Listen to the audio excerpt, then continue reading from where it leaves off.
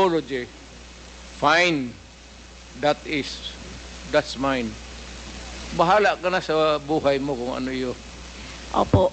At bahala na rin po yung yung hustisya, yung batas sa inyo po, whether dito sa bansa or sa ibang bansa po. Naging presidente Pero ako. kung ganyan po yung, Mr. Chair, kung ganyan ang line of thinking ni Mr. Duterte, na walang ganyan niya ituring ang mga mamamayan, na kapag hindi niya mabigyan ng hanap buhay, nagdroga yan, patayin na lang.